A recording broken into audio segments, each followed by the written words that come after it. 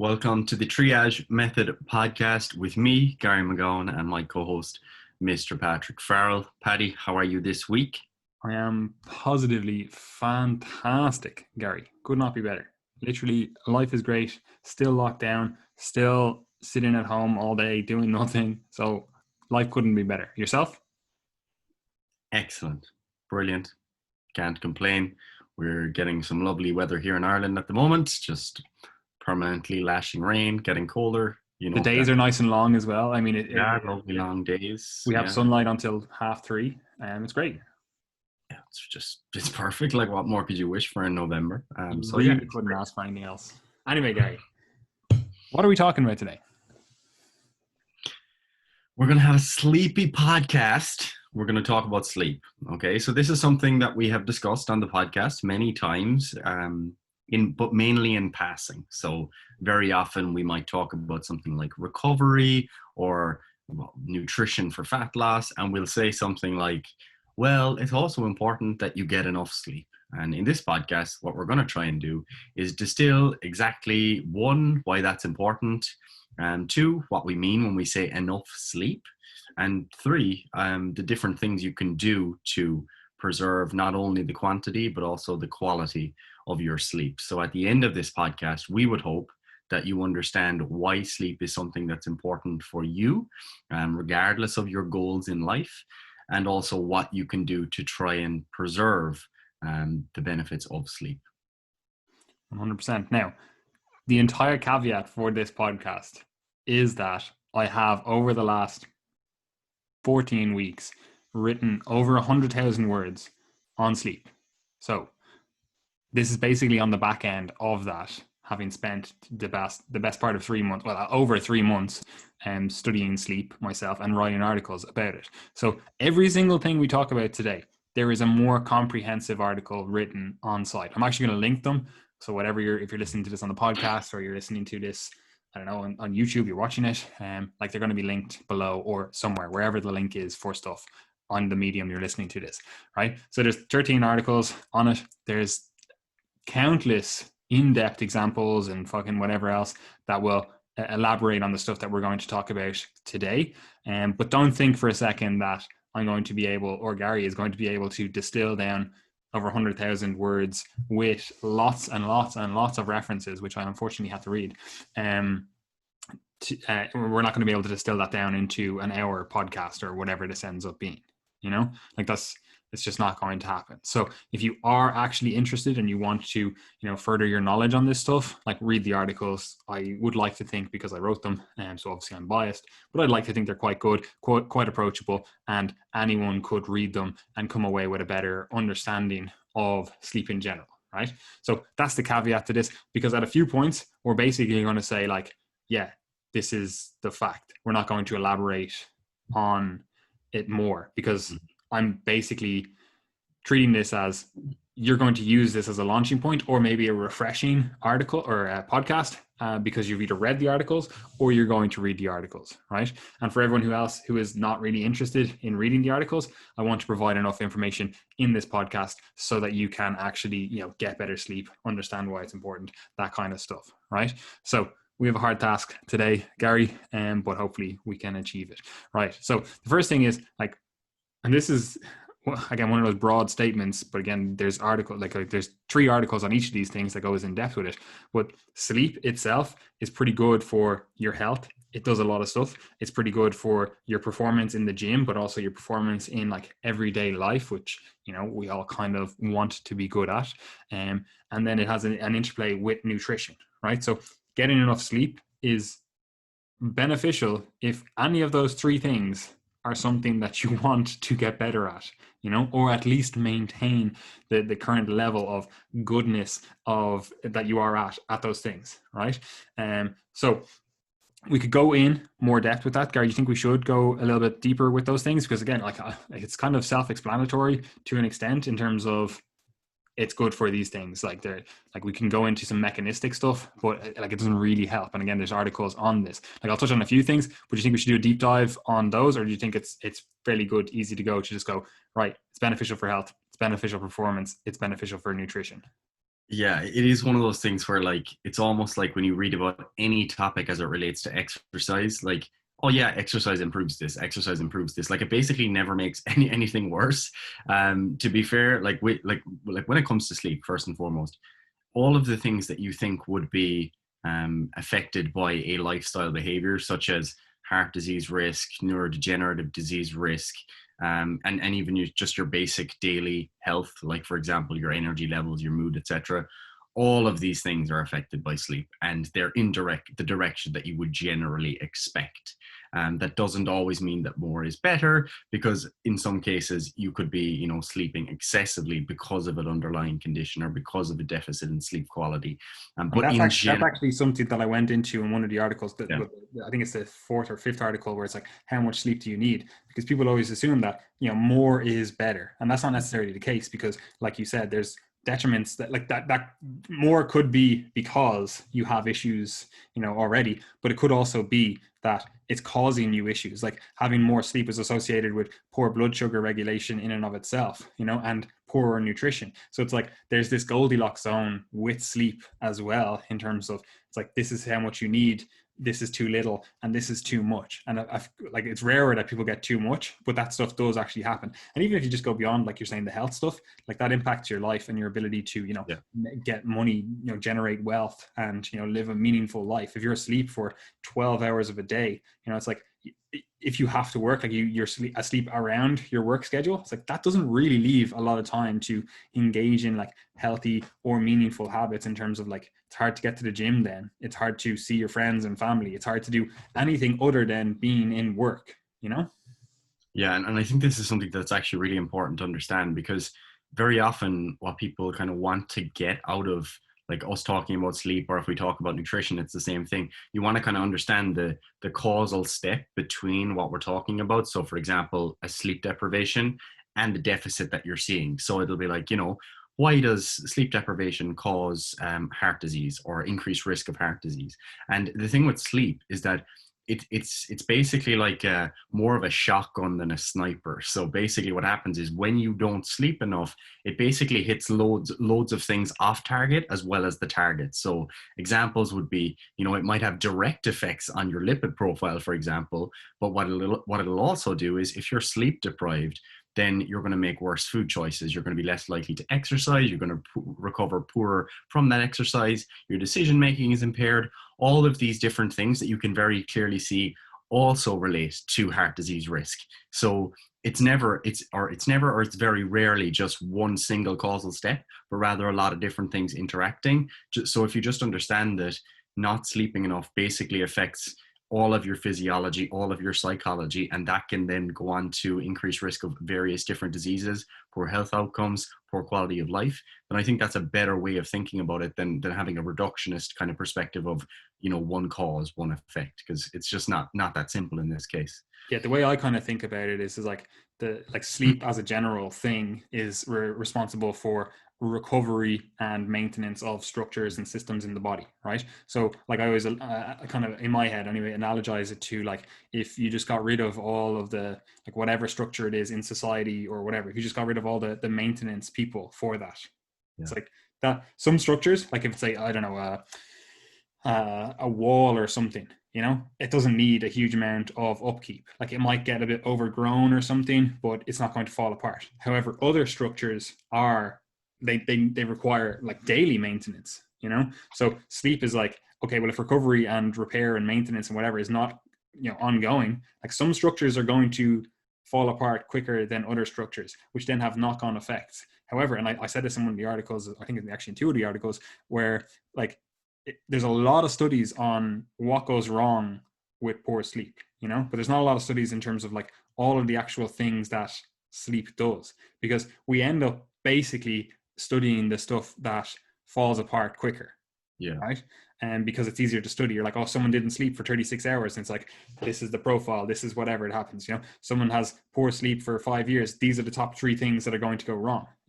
However, it's like there's more to the discussion, because first of all, like obviously sleep deprivation, for example, is not just one thing. Like obviously there's a difference between you just didn't sleep at all for, again, 36, 48 hours, versus you have been consistently missing an hour every single night for the last 10 years. Like obviously they're two different things, but they're under that broader umbrella of like sleep deprivation, right? But obviously different structures and different things happen in regard or in response to those different differences, different sleep deprivation, phenotypes, right? So that is something that it makes it really hard to actually understand all of the things that sleep is actually affecting, right?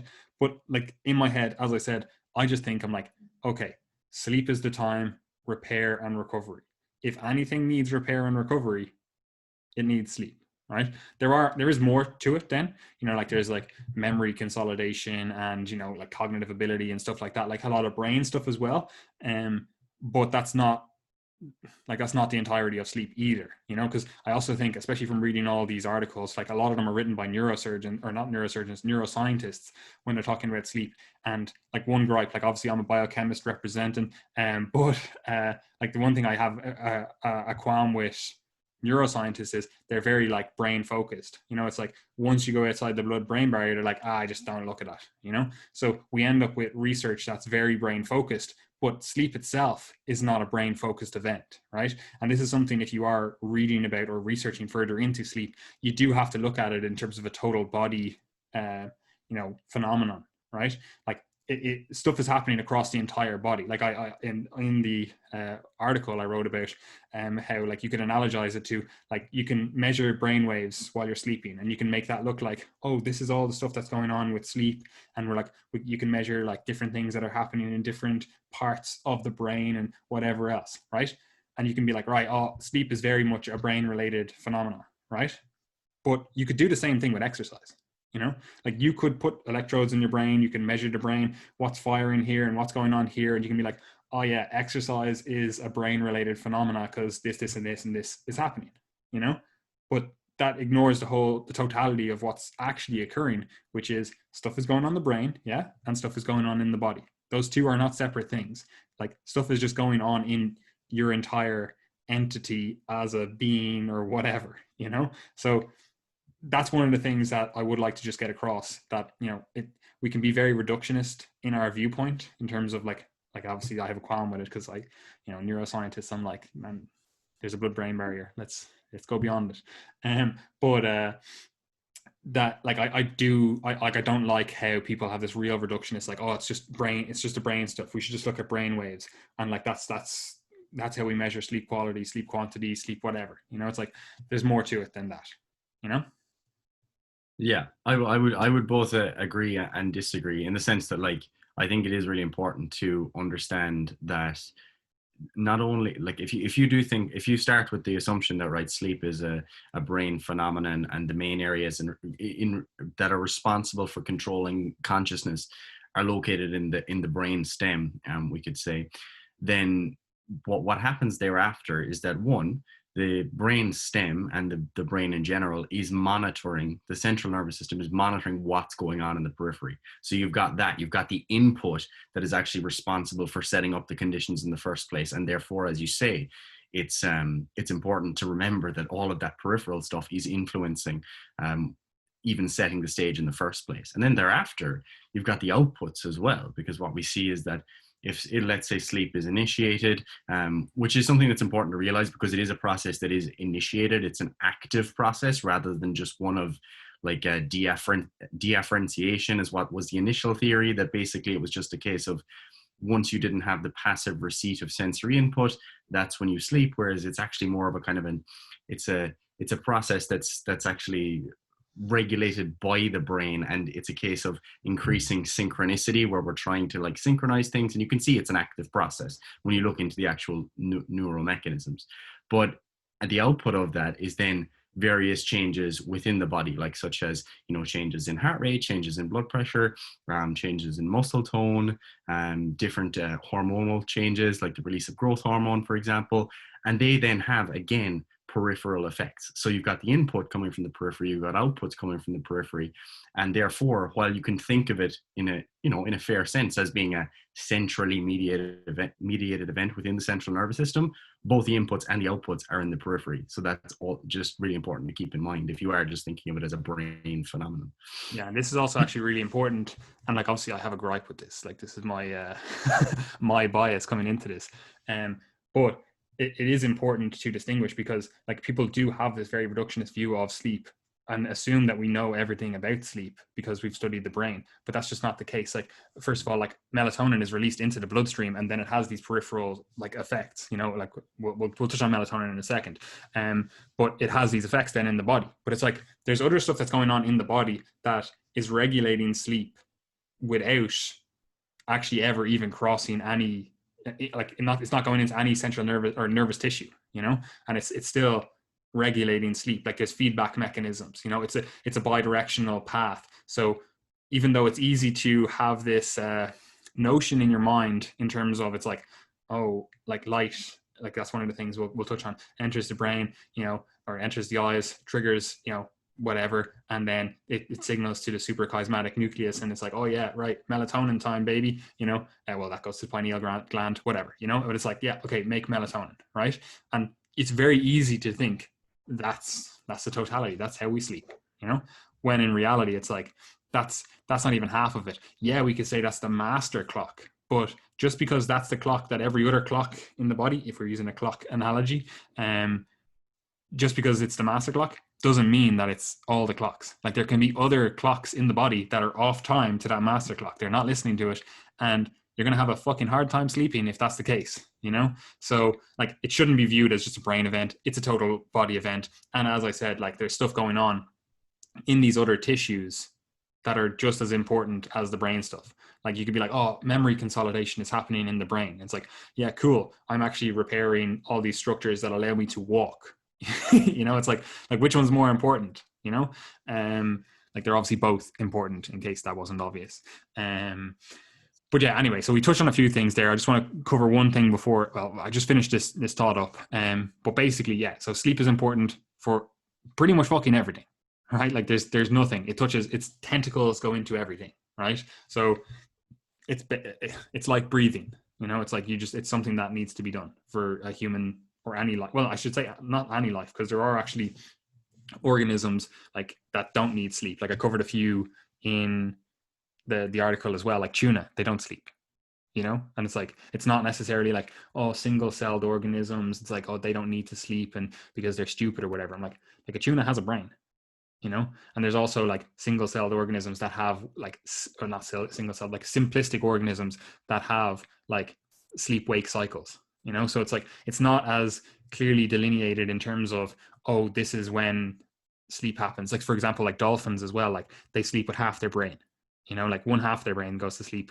and then that wakes up and then the other half of their brain goes to sleep. So it's like what we think of as sleep is not the totality of what sleep actually could be in terms of the actual, you know, environment, the actual living organisms, that kind of stuff, right? But this is not a discussion of biology in general, it's a discussion of humans, right? So with that out of the way, health, performance, and nutrition, it's a bidirectional path. It affects everything. The health one, I think, is pretty easy to see. The performance one, again, I think it's pretty easy to see because there are a few nuances to this. And again, I covered it in the article. But it's pretty easy to see that if you're not recovering, you're not going to have good training sessions, right? So that's pretty obvious. However, what can happen is you have a poor night's sleep, you can actually have an increase in like glucocorticoids and, you know, we'll say stress hormones overall. And that can actually lead to better performance in certain events. You know, generally, like this will be like the lower rep ranges. Like people will go in and they'll be like, oh, I had shit night's sleep, and then they went in and they hit a new 3 rep max, you know?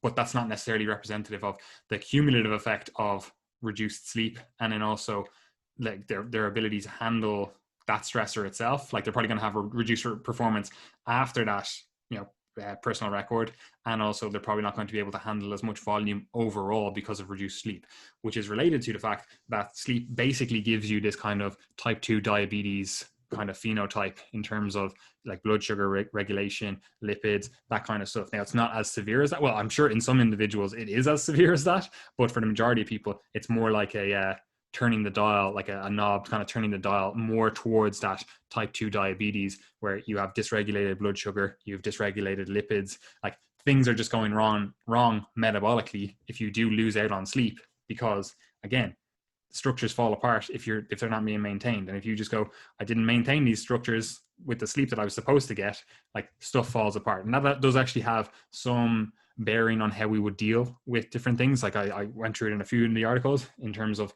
like you can have poor sleep and then that can change like your ability to handle nutrients.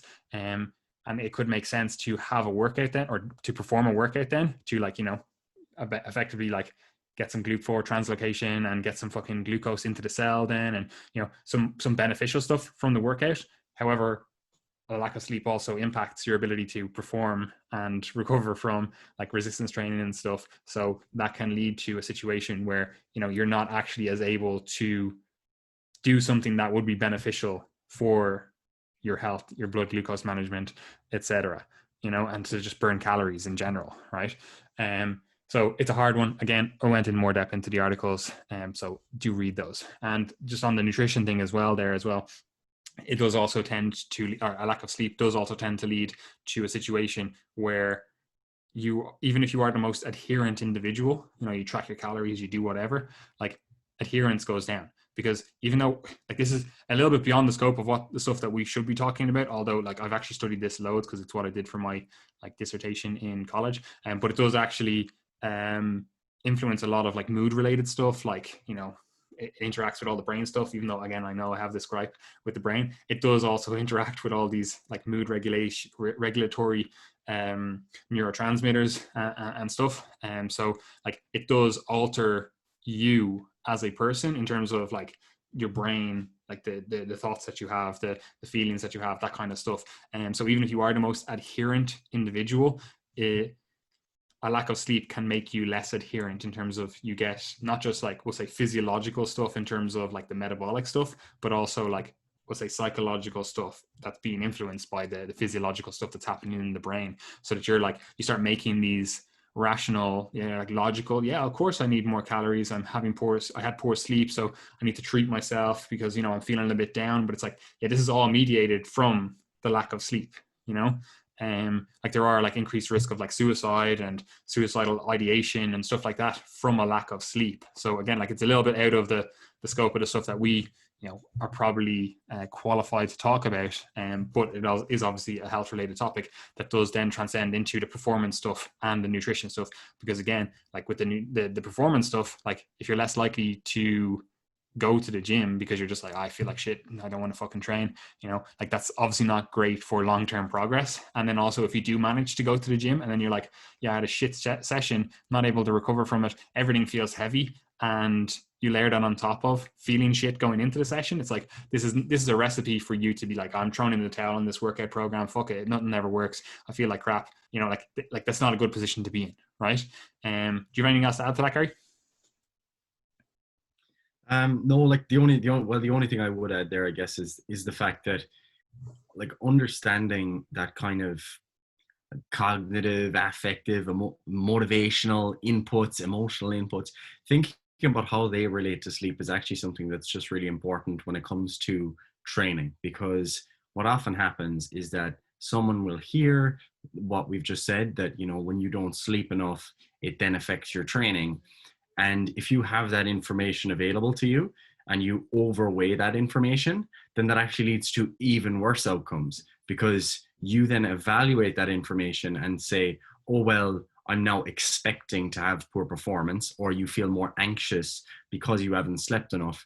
And that then leads to worse performance because you're creating an overall worse environment for you to be able to go and train. And that can potentially then even compromise your sleep if you are getting super anxious about not sleeping. So I guess the message is don't worry, but you know, that's easier said than done. But I would just say that, you know, we do actually see that in the research when people are kind of given information that's very catastrophic about how they've slept and how that's going to affect them, that they end up having worse outcomes than when they feel, you know, more positive about it and think that they slept well. So, you know, even if you do have a bad night of sleep, it's fine. Train away, you're good.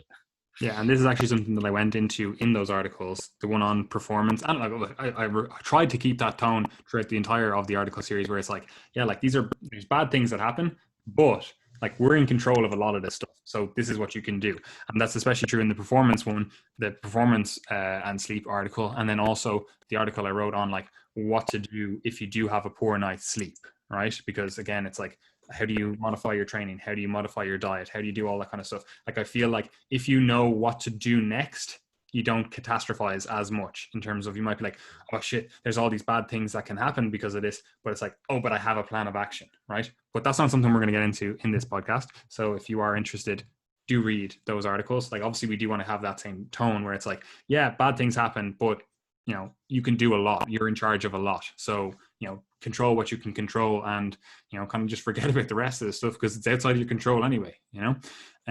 But yeah, so sleep has its tentacles, its grubby little hands in fucking everything, right? So that's the first thing, right? The next thing then is, and we've said it a few times, where it's like, you obviously need a certain amount of sleep, and we just touched on that kind of Goldilocks zone. And this is actually, and I wrote a whole article on this, and it basically boils down to, you need 7 to 9 hours of sleep, right, per night, right? And that's, you know, the generic across the board for everyone. There's obviously a situation where some people are going to need less and some people are going to need more, right? However, the vast majority of people listening to our stuff or who consume our stuff are probably going to fall onto the spectrum of needing more rather than needing less, right? And you might want to have less. You might be like, all right, like I know me and you, Gary, like we did a good stint when we were starting Triage and doing college and doing all our other bits where we were sleeping a lot less than would be ideal, you know?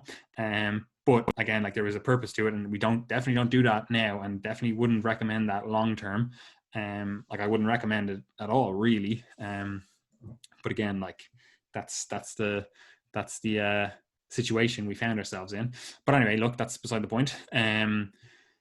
Yeah, the majority of people are going to need at least 8 hours of sleep that are listening to this anyway, or that, you know, read our content, because you are likely engaging in exercise, you know, which increases your recovery demand. And as I said, like I like to simplistically think of sleep as recovery time. So if your recovery demand goes up and the average person, again, average is what we're saying, needs 7 to 9 hours, and you are doing something that is more recovery intensive than the average person is doing, i.e., you know, resistance training, doing sports, doing whatever, you're going to need more recovery time, not less recovery time than the average person, right? So you're probably in the higher end of the range, right? So of that 7 to 9. But also on top of that, you probably have a job. You're probably doing, you know, maybe college, maybe doing continuous education, whatever, on top of your work as well, maybe, you know, like you have other stressors is what I'm saying. So your recovery demands are higher than the normal person. So therefore your sleep requirements are probably higher than the normal person, right? Does that mean that everyone needs to get 10 hours of sleep? No. As we said, like too much is also potentially bad, potentially associated with negatives, and definitely associated with, we'll call them psychosocial negatives, in terms of you end up not talking to your friends because you're asleep half the time, you know, and also you just end up not like being the best person you could be, because you're like, all right, cool, I have 8 hours of work, you know, I work for 8 hours a day, and then it's like, all right, well, I have to do my hour commute each way, and it's like there's no time left in the day then, you know.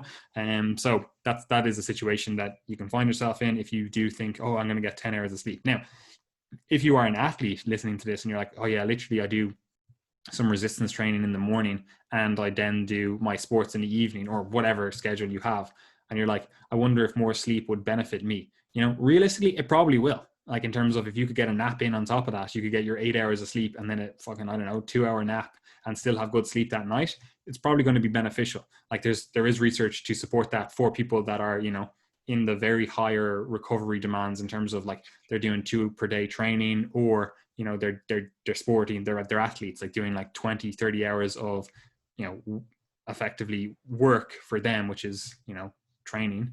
Like, yeah, your recovery demands are higher, you know. And this is also the case with stuff like laborers who are doing like, you know, very labor intensive jobs. Like they probably could do better with more sleep, you know. But again, it becomes an issue where, yeah, you could do better with more sleep, but it's going to impact your life a bit more. Now, that's fine if you're getting paid millions because you work in the NBA or something, you know, it's like, that's your sport. But for the average person, where it's like, yeah, like you could probably do better with more sleep, it's probably going to impact your life a bit more. So where does that leave us with our recommendations? 7 to 9 hours, right? So as I said, I wrote a whole article on this. There's lots of caveats, and you can maneuver your way through it. Lots of situations that you could argue for more, you could argue for less. However, the vast majority of people are going to need 7 to 9. And just finally on that, there are obviously outliers. However, everyone likes to assume that they are an outlier in the lower percentage in terms of their or the lower need for sleep. Like, oh, I can get away with 5. And you're like, you should think about that just as a thing where it's like, if everyone is an outlier one direction, you never see outliers in the other direction. It's like, that's something to start raising alarm bells. And also, if you are a true outlier, that is something that you would have experienced throughout your life, right? Or at least it would have occurred at puberty, right? It might be hormonally mediated. There might be changes there that interact with systems. Like, they're the 2 times. Unless you were a child and you were like, yeah, I only need 6 hours of sleep, right? Or like, obviously there's different amounts of sleep throughout your lifespan. But if you were always like, oh, I needed 2 hours less sleep than my peers of a similar age, we'll say, right? Unless that was something that continued through your lifespan, it was like, whatever, kids need, we'll say 12 hours of sleep per night.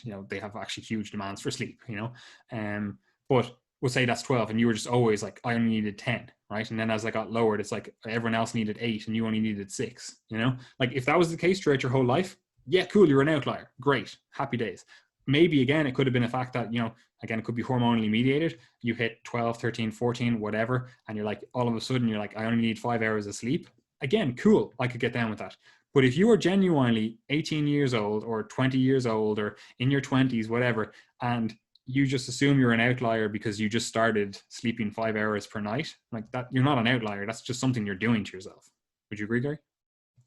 Yeah, I would. And I mean, I found myself in those kind of thought cycles in the past where, I've said to myself, oh, it's fine. I'm just one of those people. I only need 6 hours or whatever. And the difficulty with this is that the more sleep deprived you become, the less able you are to actually interpret it or realize that you are sleep deprived.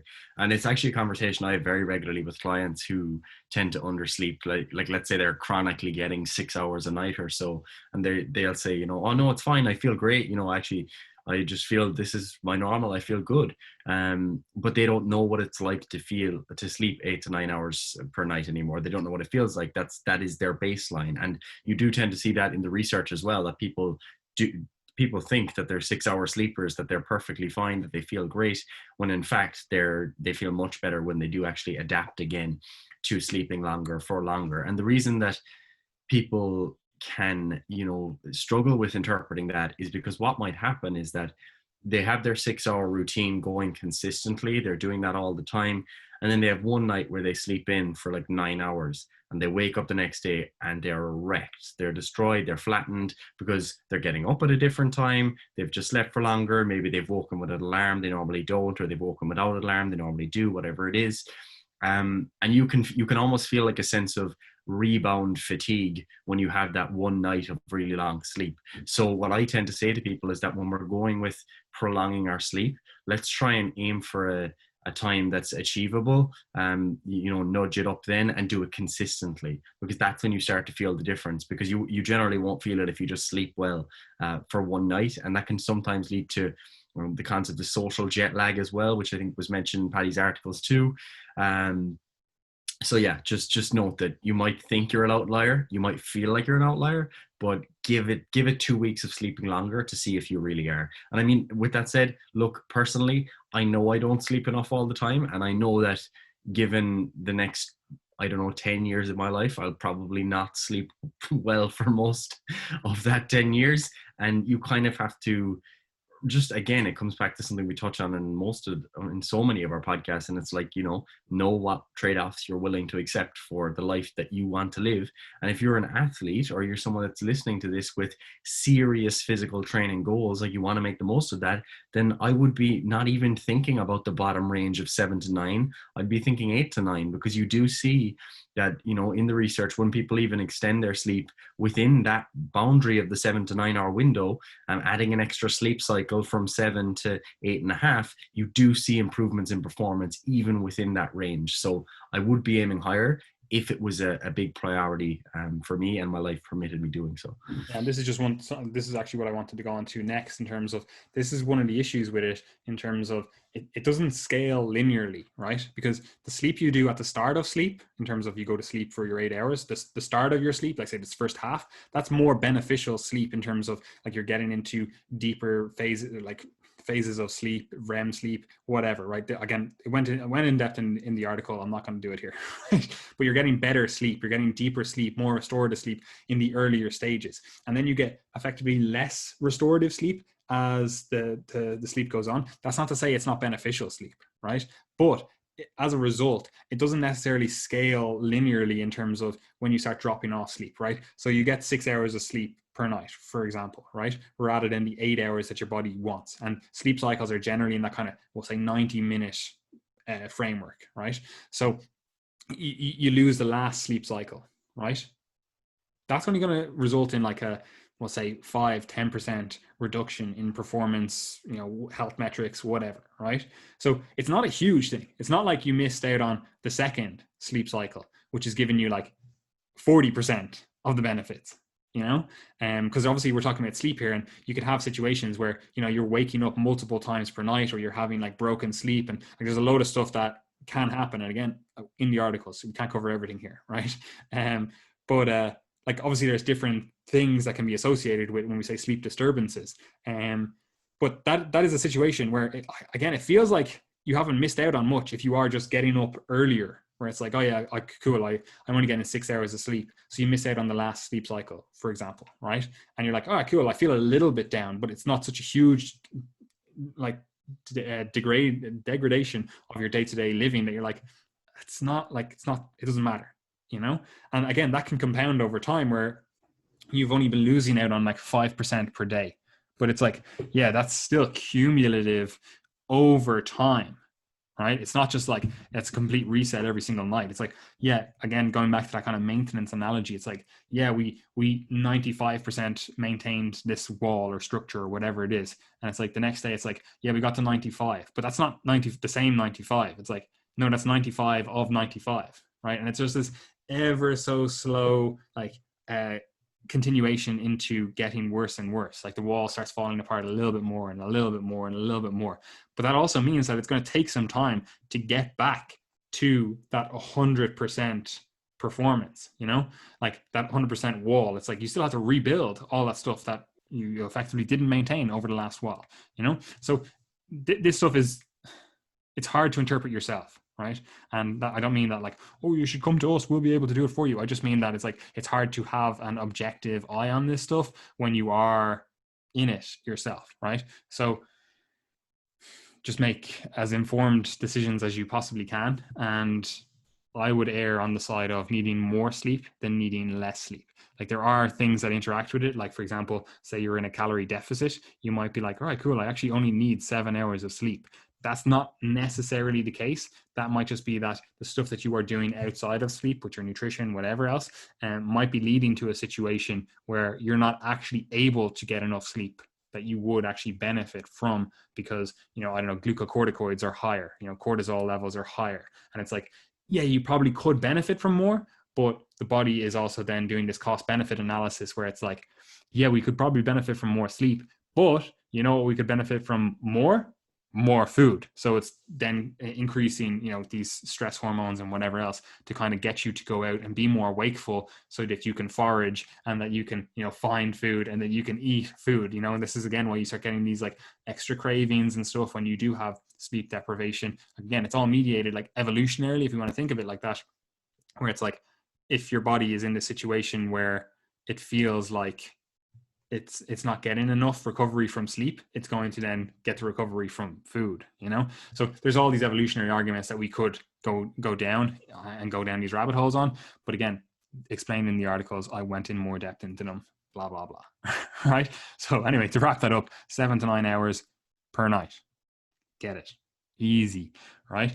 Now, we've mentioned a few things that go into sleep regulation, and that's the final thing I want to touch on before we actually get into like how you can improve your sleep, because you have to understand sleep regulation to actually then be able to improve your sleep. Now, sleep regulation is actually a very complex thing, And there's stuff that's going on, like we said earlier on, in the body, and there's stuff that's going on in the brain, and there's stuff that's going on that we have no idea what the fuck is going on. Like it's like, oh yeah, this neurotransmitter or whatever seems to interact here. Like for example, I think it was GABA I went into, and it's like I don't think like oral GABA, like you take GABA, the neurotransmitter, like I don't think that crosses the blood-brain barrier all that effectively, right? But it still seems to have these effects on improving sleep, you know? And it's like, so it's not acting in the brain, but where we think it would naturally act for sleep regulation. And it's like, okay, where is this acting? You know, but it's like, okay, so maybe it's acting on like the gut nervous system, and it's doing stuff there, which is then mediating other stuff. But again, like we don't have all of the answers. So don't think that we do. However, we do have a pretty good idea in terms of sleep regulation in a few areas, right? And the main players seem to be, we'll call it circadian rhythm and sleep drive, right? And we touched on a few things with circadian rhythm, but we didn't really touch on much with sleep drive. So we'll get to that in a second. But with circadian rhythm, there's a few things that, again, are main players within that. So circadian is just like circa day, like as in like, oh, it's circa around day, right? That's basically the translation, right? So it's around the day cycle, right? Or around the day rhythm. So you basically have light cycles, you have dark cycles. That's how the earth works. I don't know if you've realized that on the however long you've been on the earth, but that's how the earth works. You know, the sun travels around the earth. You know that, Gary, yeah? Yeah, I heard that once or twice in primary school. Yeah, it's good. Like, but yeah, anyway, so obviously the earth travels around the sun, and as a result, we have these day and night cycles, right? And basically, your brain, and we went into it in the article, and we touched on it there a second ago with the SCN, the suprachiasmatic nucleus, and all that kind of stuff. But basically, you have this clock in your brain, right? It's not a real clock, but it effectively acts like a clock, right? And what do you have to do with clocks? You have to set them to a time, right? And your brain realizes that and goes, okay, cool, I have to set this clock to a time. And how it sets this clock to a time? It goes to the day cycle, right? And it's pretty straightforward how it does that. It's like, well, it's not actually pretty straightforward how it does that. It's pretty straightforward why it does that. But the actual how is pretty complex. But again, the why in terms of why it does it, it's like, okay, cool. Like you are better able to hunt, forage, do whatever during the day. We're not nocturnal animals, right? So it's like, yeah, we want to be more wakeful during the day and more asleep during the night, right? So it's a pretty beneficial idea to know what time it is, right? So your body uses light to sync to the day, right? And again, this is pretty intuitive. And I went in the article, like, how would you do this to yourself? If you just woke up, right? I don't know, I captured you, blindfolded you, fucking did whatever, and put you in a dark room, right? And you just woke up, had no idea where you were, right? Absolutely no idea, right? And you were like, what time is it? Like, what's going on? The first thing you would do to orientate yourself is to like look out the window and, you know, see what the sun is like, you know, like, is it bright out? Is it the day out? Is it the night? Right? So it's the same concept. It's pretty intuitive. It's like your body uses light to tell the time of day, right? And again, it's less intuitive in terms of the actual mechanism of that, but going into it is like when the light hits the atmosphere at different angles, different wavelengths of light are more apparent, more or less apparent, right? And blue light, when it's more overhead, like that's the spectrum that gets through more. And then as the sun goes down on the horizon, you get more red light going through and less blue light going through. Well, I shouldn't say you get more red light, you just get less blue light, right? And that's why you get like these really nice sunrises and sunsets that are like reds and purples and whatever else. It's just the angle of those wavelengths of light going through the atmosphere. Anyway, but anyway, so your eyes effectively translate or transmit that blue light exposure to your brain through the optic nerve, through all that fucking shit, through to the SCN, the suprachiasmatic nucleus, which then interprets that and goes, yes, it's 4 o'clock, you know, like it literally is like, this is the time of day based on the amount of blue light exposure. And then it signals to the pineal gland, should you or should you not release melatonin, or regulates how much you're going to release, right? So is that an okay description of what's going on? Do you don't think there needs more or less? No, sounds good to me. pretty straightforward. In terms of, it's actually not pretty straightforward, but just as a general overview, that's pretty much what happens, right? So then you get melatonin synthesis, or, it starts synthesizing. And again, then that's what is used to effectively signal sleep, right? That's one of the signals for sleep, this melatonin synthesis. And again, it's released, crosses the blood-brain barrier, released into the bloodstream, has effects all over the body. Now, two things to that. Basically, that SCN, that suprachiasmatic nucleus, that is basically the master clock, right? But it's not the only clock. Like, you have melanopsin on your skin, right? And melanopsin is, again, the same opsin, the same thing, like in your eyes, that's interpreting the light. You still have those in your skin and other organs, and all that kind of stuff, right? Like all over your body, and tissues that you wouldn't expect, because this is something that, again, you don't really think about, but it is actually true. And that is that light actually does penetrate into your body, right? And when you think about this, like, it does make sense. Like, if you hold the light up to your thumb or something, like, you can see the red light going through to the other side, and like, it physically goes through your skin, right? So you have actually experienced this before, but effectively, like, your body is made up of atoms, and there is actually more space between those atoms than there is atoms, right? So you are actually more nothing, and I say nothing in inverted commas because it's not actually true. You are more nothing than you are an actual, like, solid thing. Like, this is not like I clap my hands and atoms are hitting off each other. It's like a lot of space is hitting off each other as well. Now, that's not really true. That would be a superficial understanding of, like, matter. Realistically, you do have forces, and they are effectively matter. Like, that's a poor description of it, but I'm not going to get into physics here.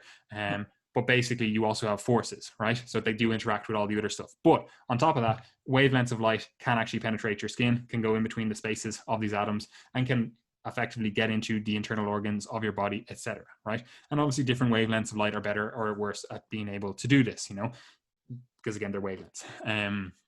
But anyway, so there are melanopsins across your skin. So there's stuff going on all across your body. Your whole body is able to sense what time it is. And again, this makes sense when we consider that we're supposed to be animals that are out in the sun, whatever else, right?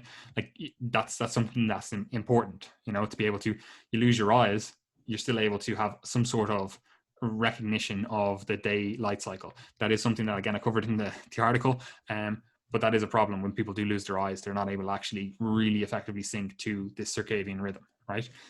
And that's not necessarily always the case if you're just blind, because you might have some parts of the optic system still working, and you're able to still see, like, certain light. Like, say, for example, like, some blind people are still able to, like, if I was to pretend to throw a fist at them, like, they're still able to actually respond to that. Like, they're still able to kind of, like, dodge, and they react to that. Even though if you ask them, what did you see? They'd be like, I didn't see anything.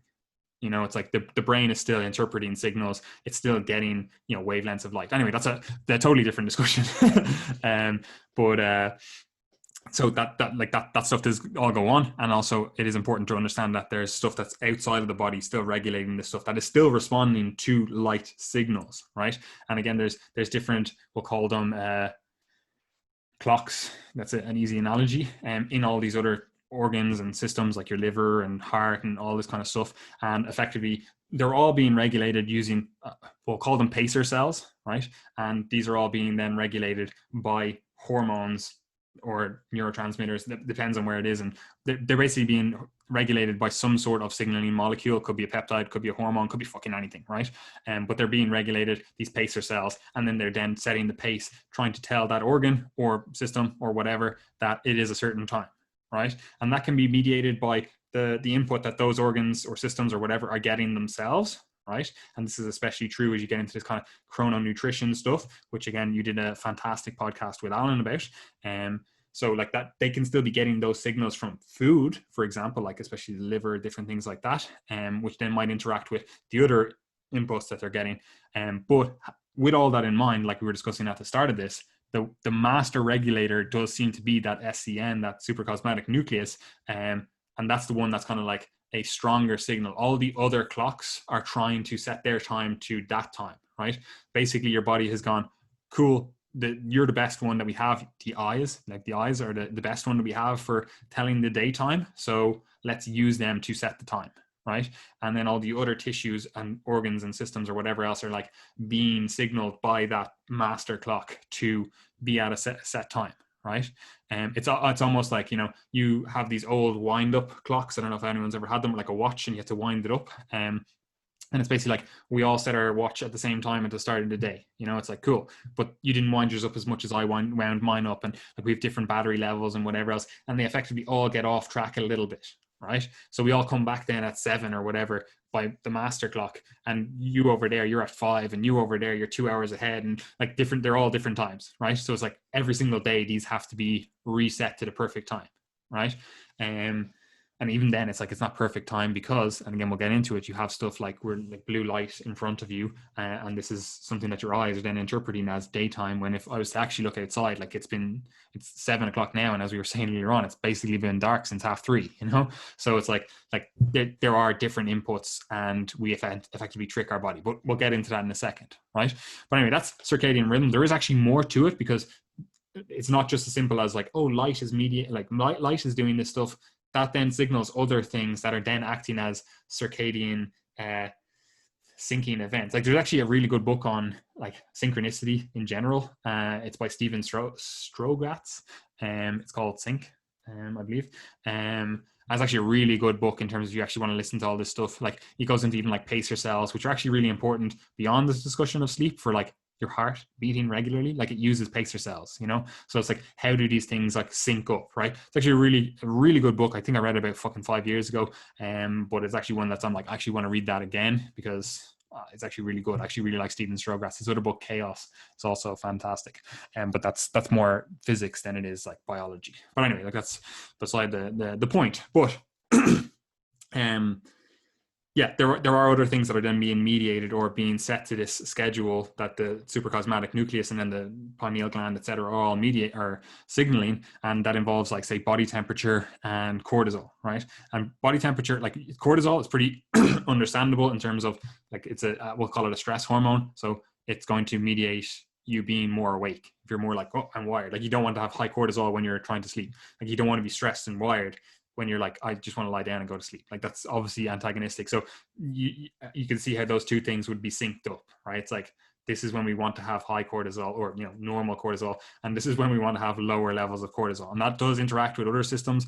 Like you start getting these like glucocorticoid, cortisol and stuff, secretion in response to like your diet. You know, you're not eating enough close to bed, or you're not eating enough in general. And all of a sudden you wake up at 2 a.m. then because you're getting this rise in cortisol, you know? And again, obviously this can be like stress management stuff as well.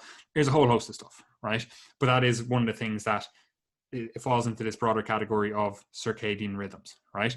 The next thing then is body temperature, which again, it makes sense because obviously that's to an extent mediated by cortisol, but also it's like, if you were to be outside where humans evolved, like the day is generally warmer than the night, right? So even if you didn't have eyes, you could still get an idea of what time of day it was based on how warm it is, right? So again, evolutionarily, it makes sense how that would also be used as some sort of signaling for sleep, you know? Like again, like it's like 12 o'clock in the midday. It's like, that's probably going to be the warmest part of the day when the sun is directly overhead. Obviously this depends on where you live, etc. And if they are doing fucking daylight savings or not. But again, it makes sense that your body would use body temperature as something that it would sync then other systems too, because again, it's able to tell you the time of day effectively, right? So that's circadian rhythm. We'll go on to sleep drive, but do you have anything else to add for circadian rhythm, Gary? No, I don't think so. I think that covers it. Yeah, it's pretty important to understand circadian rhythm, because that's actually a lot of the stuff that we can do. Like we can manage that stuff a lot in terms of actually getting better sleep, which is what we'll get onto, right?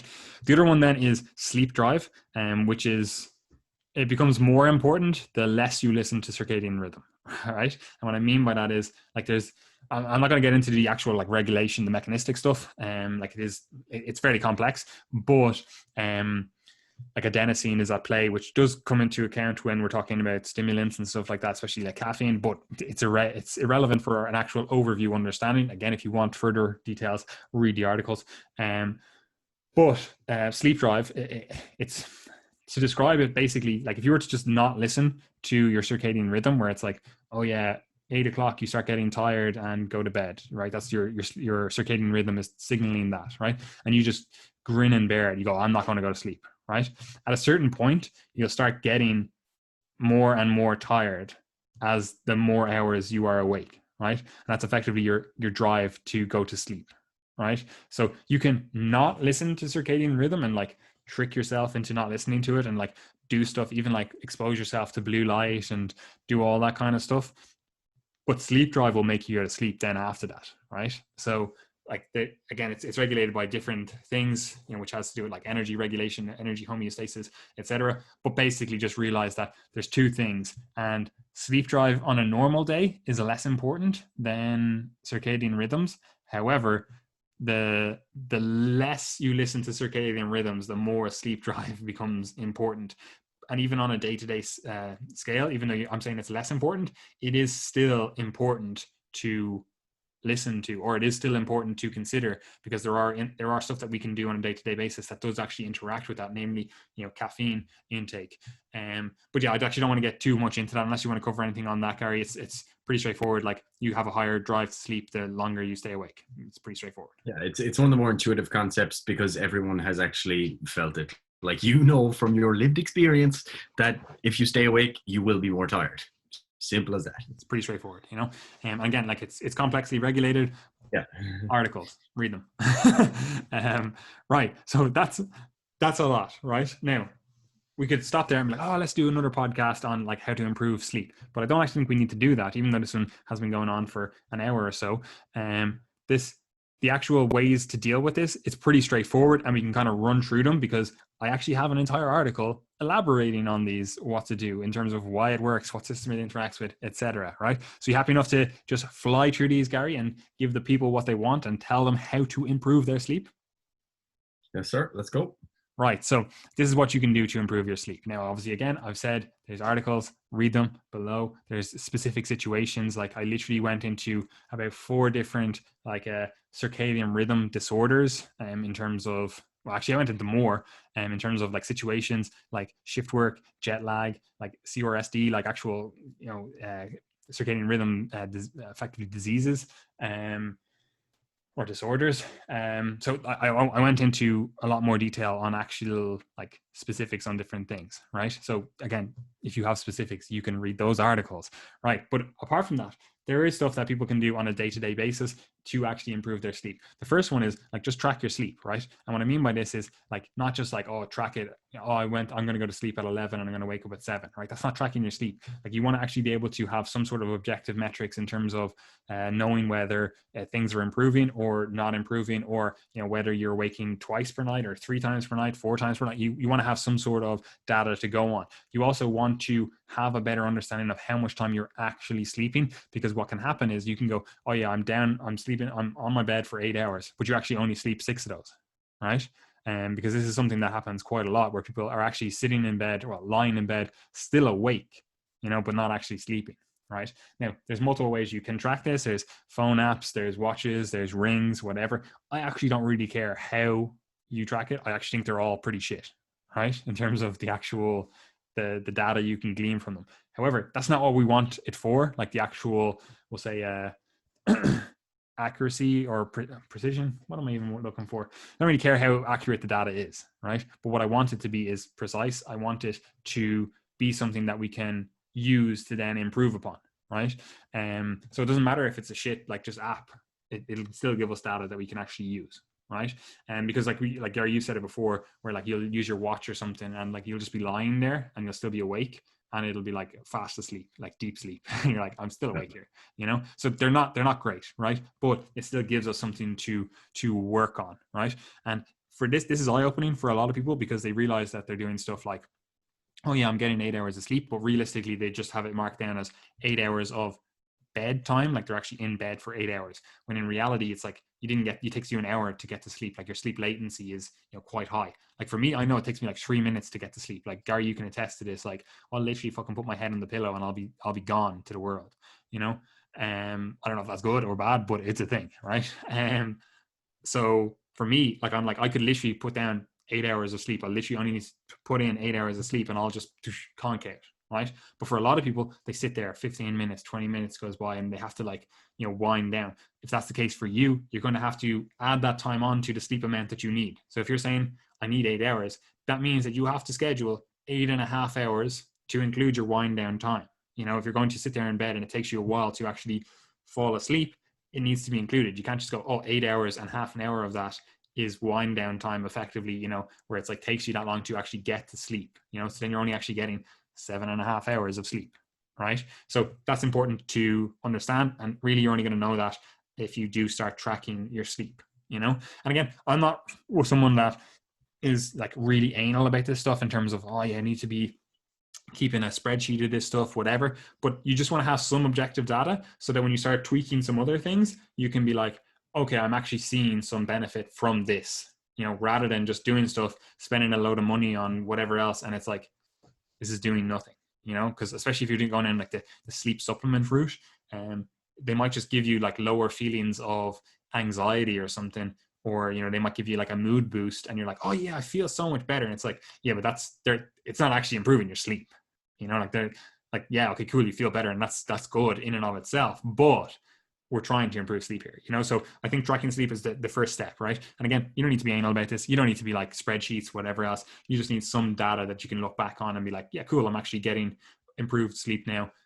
Great, right? I also do think on that your lived experience is still very important, because I don't care if your sleep app or your fucking whatever it is like, oh, you had a terrible sleep tonight, you should hang back on training, you should not train today, or you should do a light session.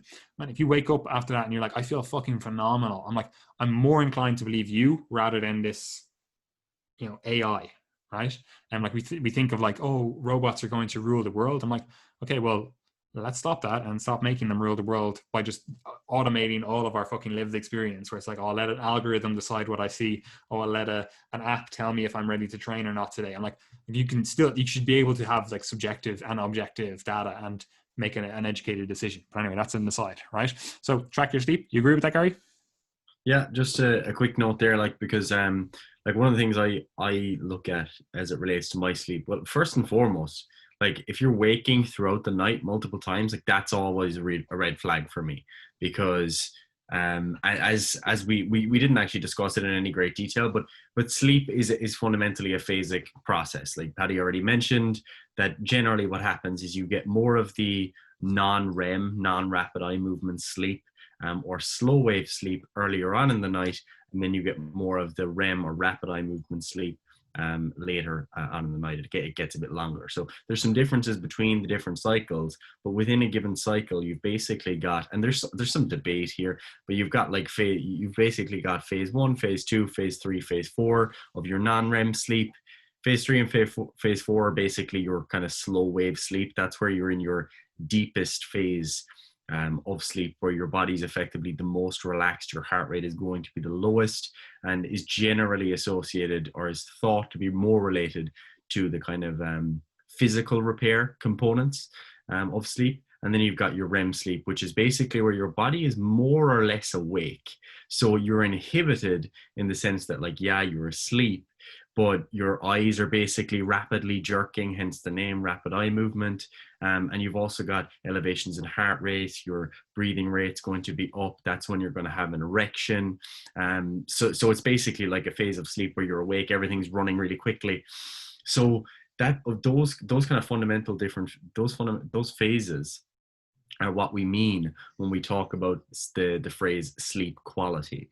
So if you're not getting deep sleep, then you're not going to get into those phases 3 and 4. And the reason I bring that up is because one of the things I do to see how I've slept is when I wake up in the morning, I look at my resting heart rate, because my watch gives me like what my heart rate was over the last 4 hours.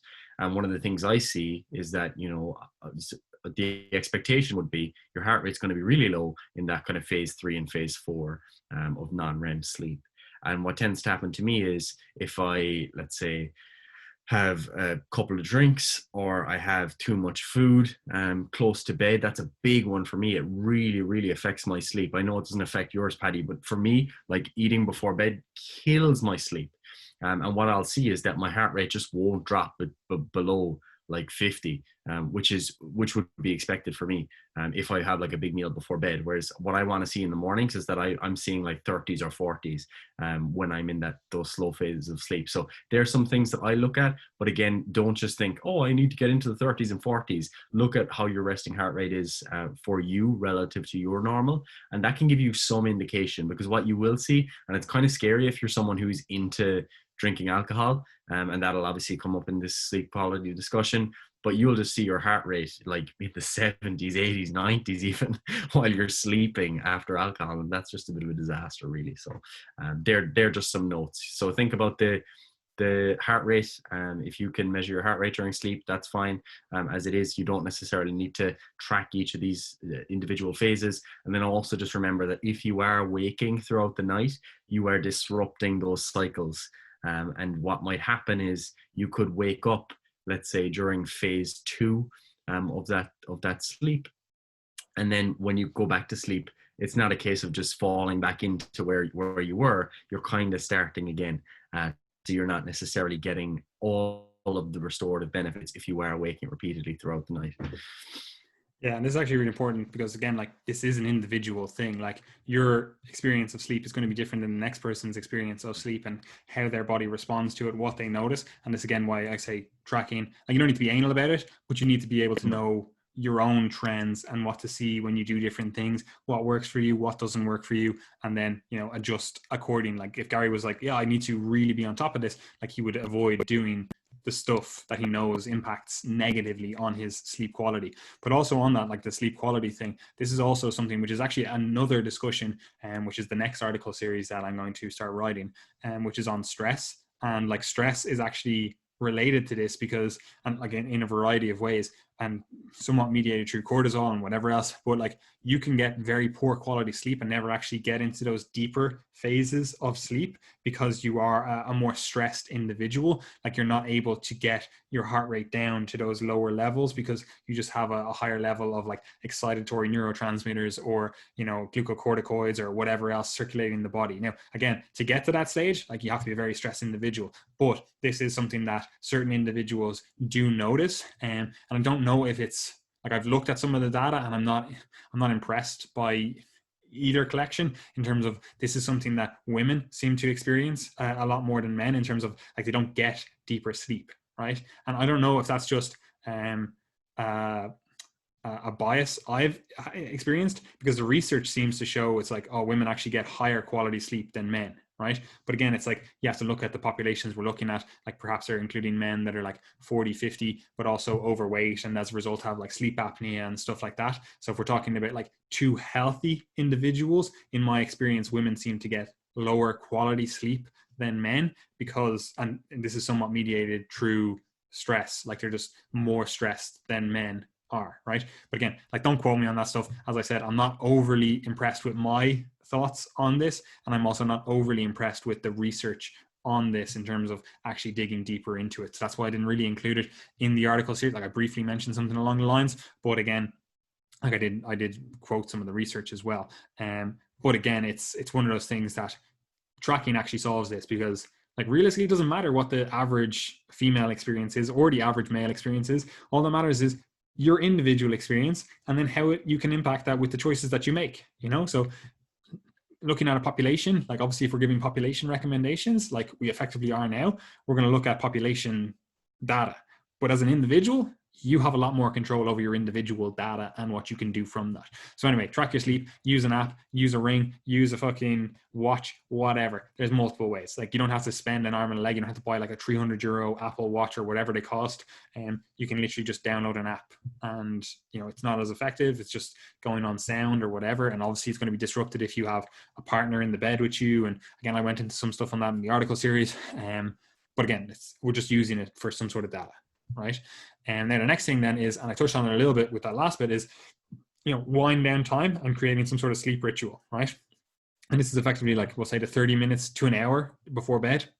And what are you doing in that time to actually encourage sleep? Because effectively what most people do is, I'll just watch TV, which is they're blasting themselves with a load of blue light.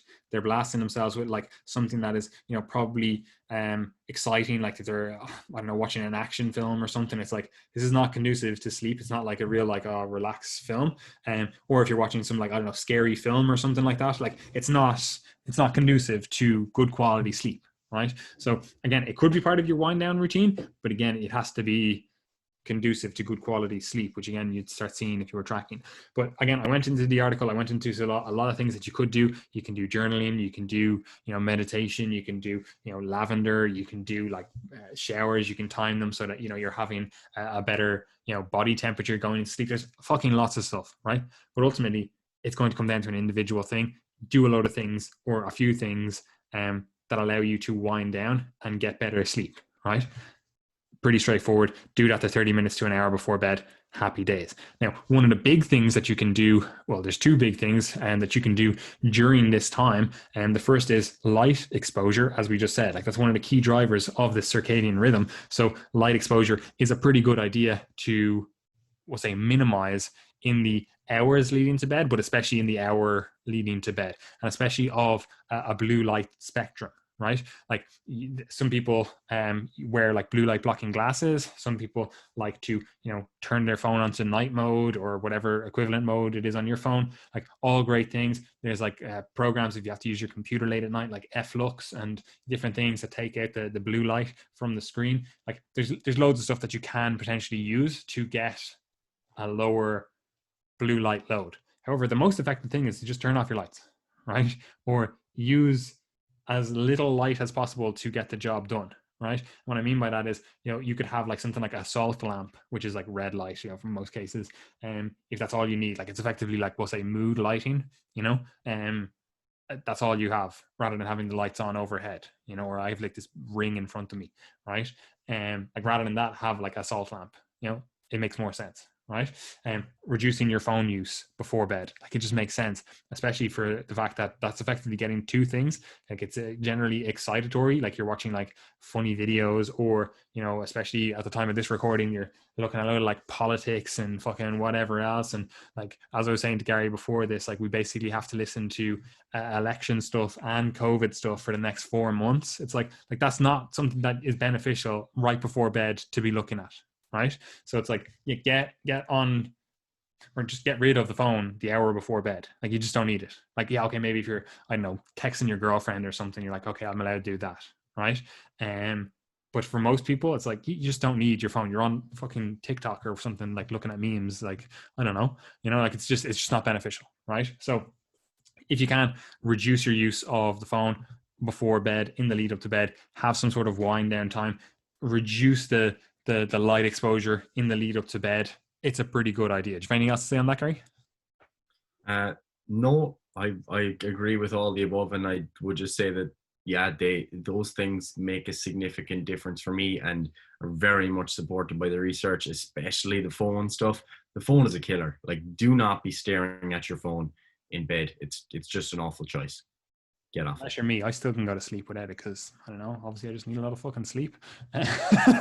Every now and then it's fine, like with that said, like if you need to, I don't know, you're just texting in bed, big deal. Like, but if you're doing it all the time, like you're just scrolling social media, like you said, not only is it excitatory, not only is it exposing you to blue light, but it's also just giving you something to do instead of going to sleep, which is the big problem of you just lying there for 3 hours. Like, just go to bed, man.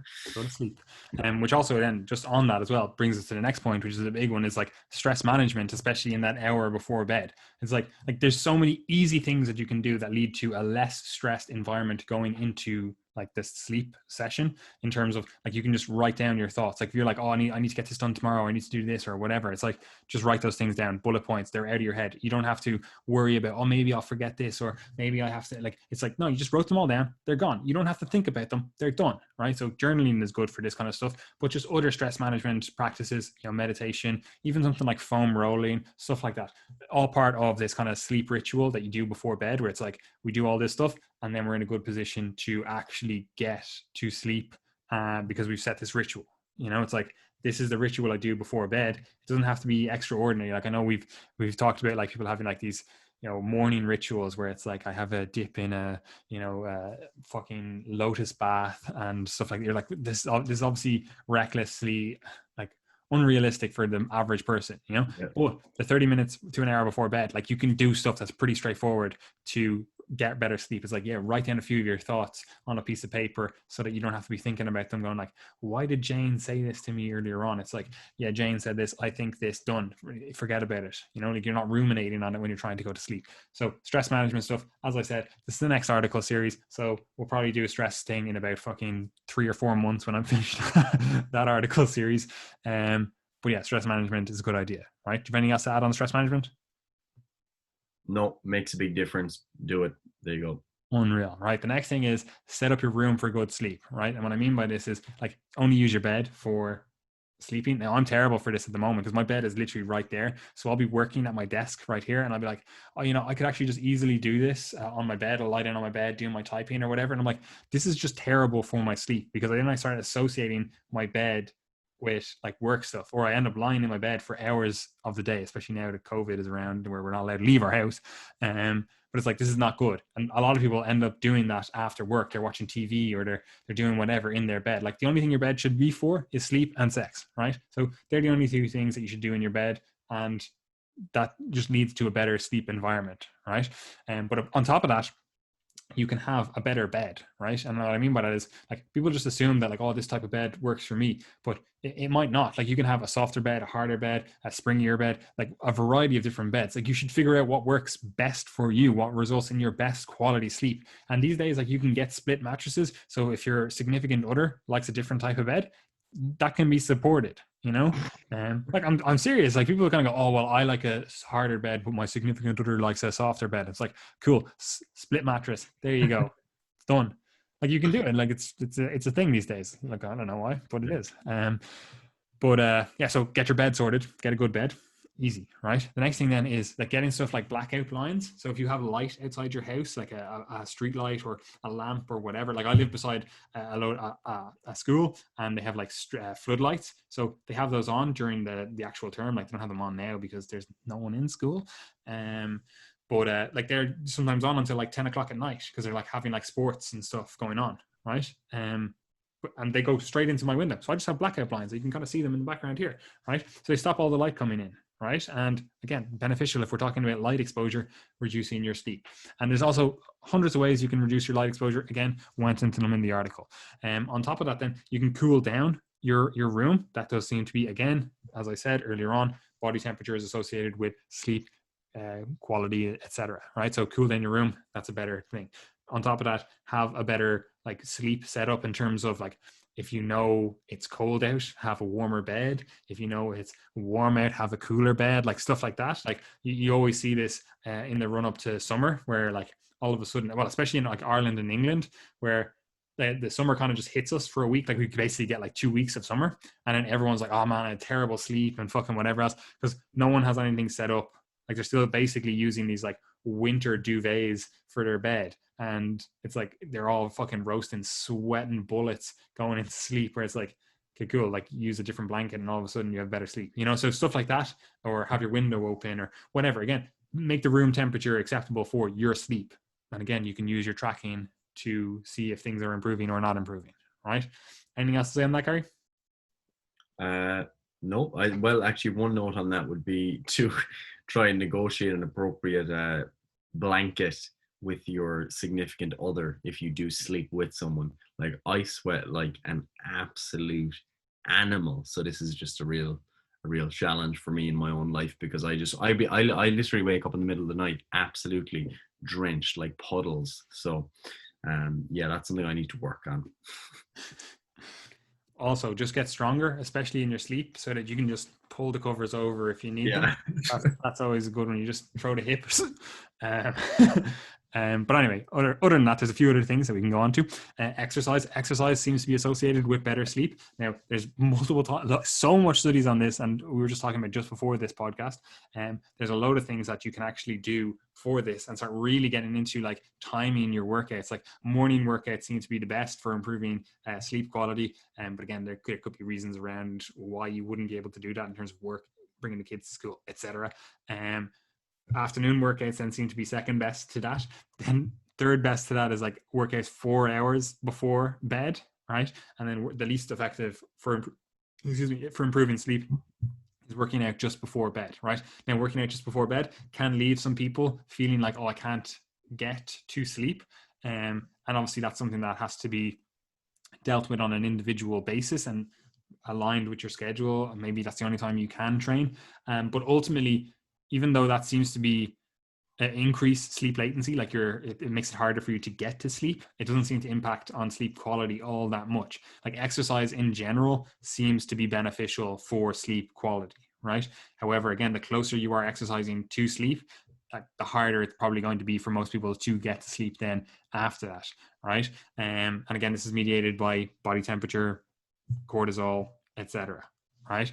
But exercise, if you're not exercising, you're complaining about your sleep quality, get exercising. Even if it's something like just you're going for walks now and you didn't before, it's probably going to improve your sleep, right? Anything else to say on that, Gary? Yeah, just quickly noting like that it is so obvious, like, but I mean, if you want to get to sleep, like, make yourself tired. Like, it's such an obvious point.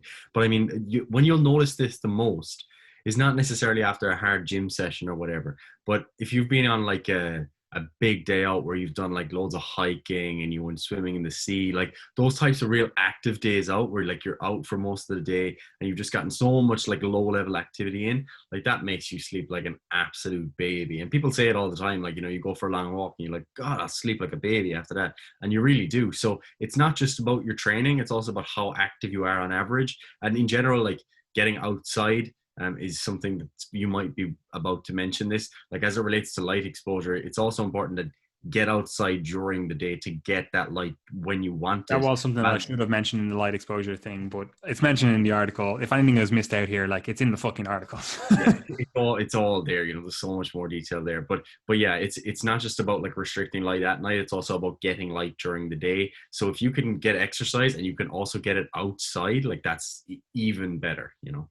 Yeah, like I remember when I was in America, I went on like a fucking 11-hour hike with my girlfriend. She nearly fucking died a few times, but it's fine.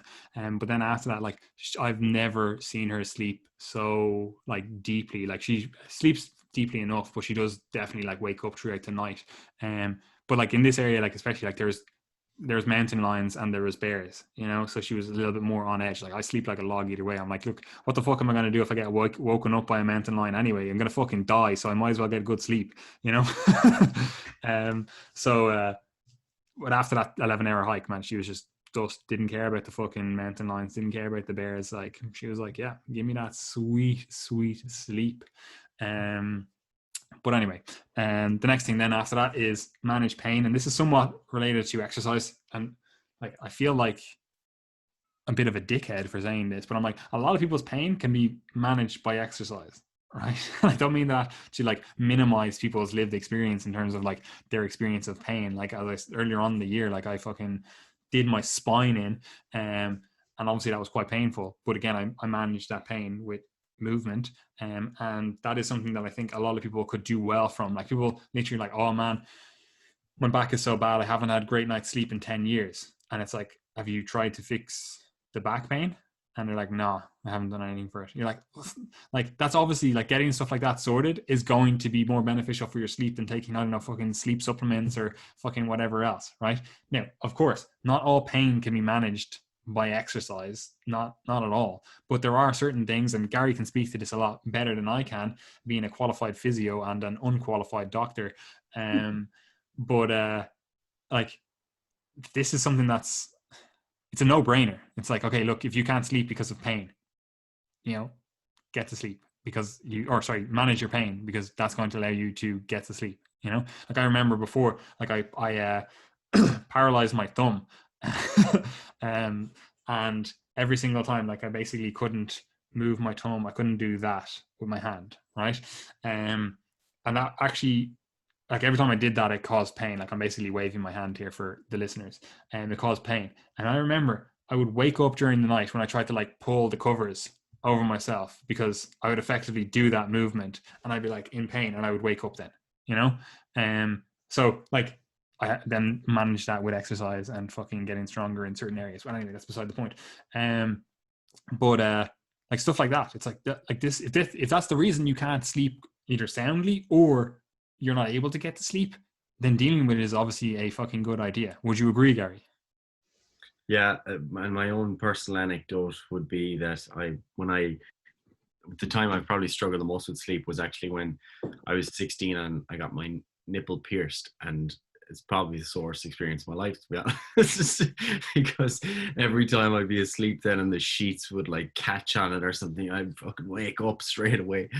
So yeah, one, don't get any stupid piercings or tattoos that are going to be sore when you have friction Gary, against. you were a real like hippie liberal back then. You had to get them for virtue signaling.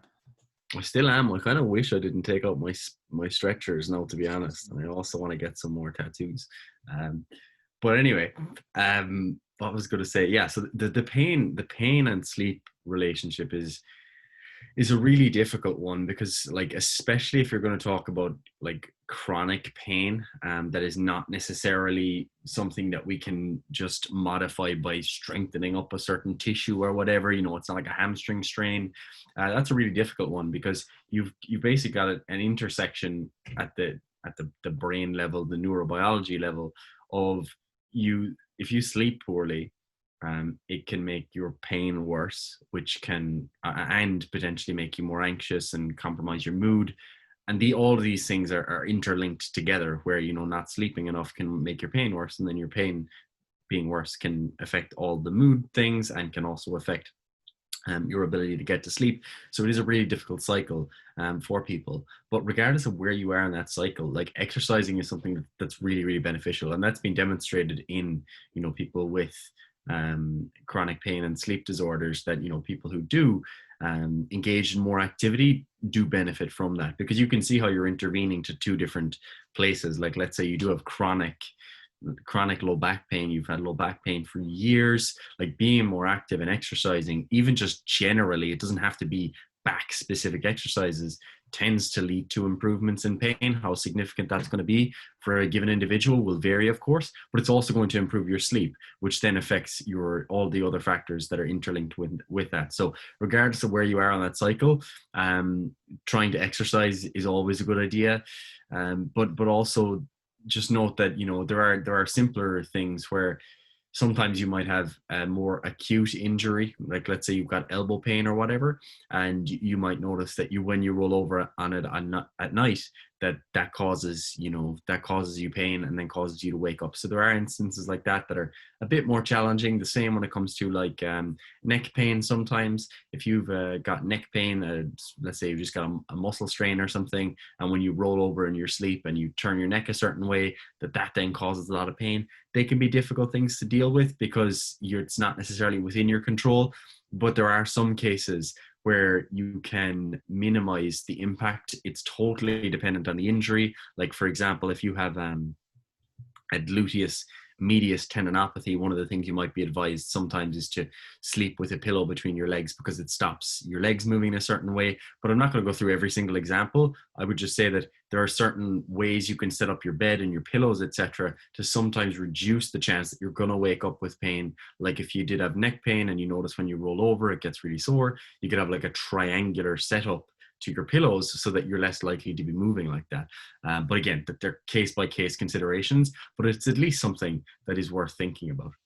Yeah, like I remember one of the lads armbarred me like really aggressively. Like it's my fault because I'm also very aggressive. But anyway, really aggressively armbarred me and just like kind of hyperextended my elbow.